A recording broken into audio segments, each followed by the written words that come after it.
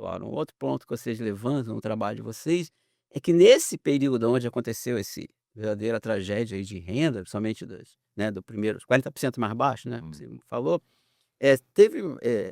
elementos de transformação cultural muito importantes, as redes sociais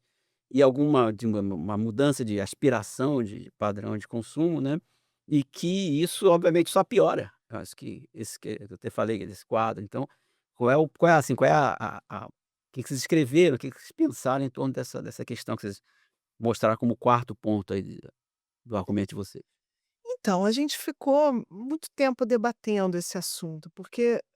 dentro dessa agenda, né, que se convencionou chamar de affordability no resto do mundo, né, de acessibilidade, que muitos entendiam como o grande fator por trás do mal-estar, e que alguns resumiam a taxa de inflação. Então, a gente já falou, né, desse ponto do custo de vida que aumentou, como se fosse um problema só de preço das coisas, né? Ah, as coisas ficaram mais caras por conta de uma série de choques, então as pessoas estão insatisfeitas porque as coisas ficaram mais caras. E a gente conversando, a gente falava: "Mas será que é só sobre isso? Ou será que também as pessoas estão querendo outras coisas? Não,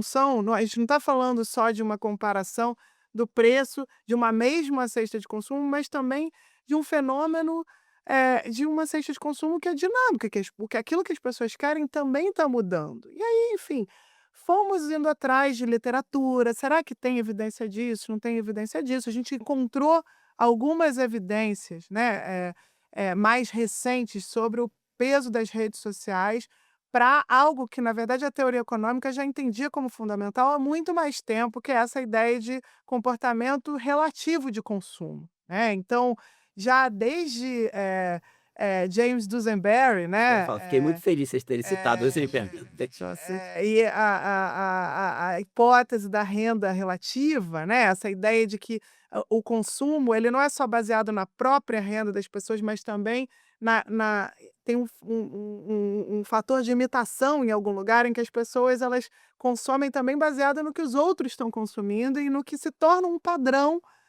para o conjunto da sociedade, né, que esse padrão é afetado também pela própria desigualdade, porque, claro, quanto mais desigual, mais a sua imitação de consumo ela vai estar olhando para rendas daqueles que estão, muito acima de você, às vezes, né. Então isso já não é algo novo, isso já existia na teoria econômica, tinha essa ideia, né, que os americanos chamam de "keep up with the Joneses", né, inclusive na crise de 2008,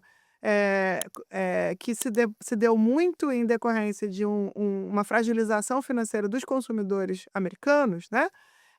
essa hipótese apareceu até naquele momento ali do pós-2008 para explicar por que as pessoas nos Estados Unidos estavam consumindo tanto e se endividando, né, porque as pessoas estavam, tentando,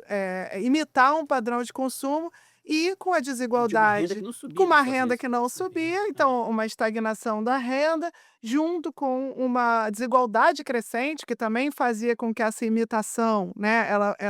ela fosse cada vez menos compatível com, de fato, a renda que as pessoas recebiam. Então isso apareceu ali, claro, num contexto em que as redes sociais não tinham tanto peso, e a gente começou a olhar para isso e falar: "Ah, esse fenômeno aí, ele pode estar sendo muito exacerbado pelas vitrines que as redes sociais oferecem", porque hoje já não é mais algo, o consumo relativo ele sempre existiu, mas agora é como se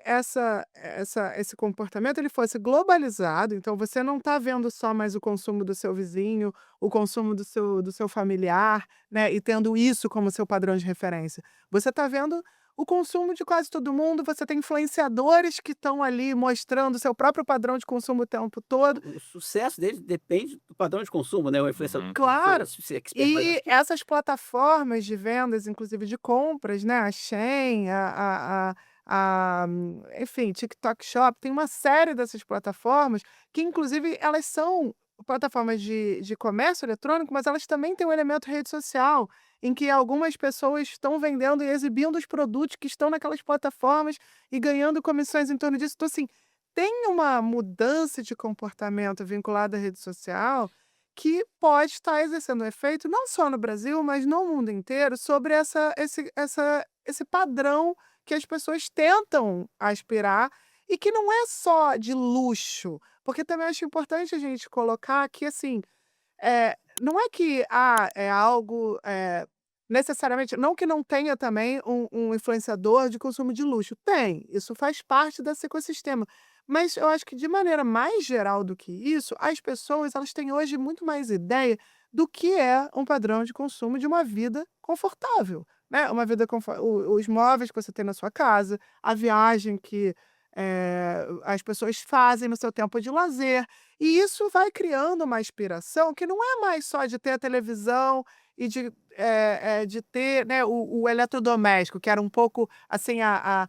Anos metáfora 70, da né. inclusão do consumo nos anos 70, que depois, de algum jeito, foi renovada com o processo dos anos 2000, né, da nova classe média, da chamada nova classe média, que foi incluída nos É, anos 2000 famosa e pistola de passou picanha, a ter a viagem de avião, do é. aeroporto, né, que aí já tinha evoluído um A passo. serviço, E que é o mais agora importante,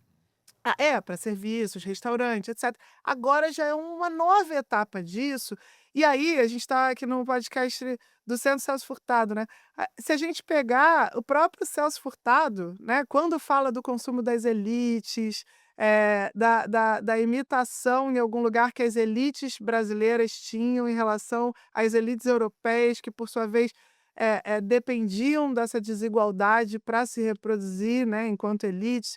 eh já existia ali também uma dimensão de consumo relativo nos trabalhos de Celso Furtado, só que agora pega isso, imagina, Celso Furtado não tinha como prever que hoje isso não seria mais elites com elites, isso é globalizado, todo mundo tem acesso ao padrão de consumo de todo mundo de maneira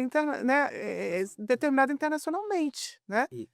que era uma palavra, aliás, bem pré-rede social, que era consumo conspícuo. A maioria das pessoas que não É, deve saber, não deve saber o que é consumo, mas é isso. Consumo é. conspícuo é um consumo de luxo que vem desse padrão internacional.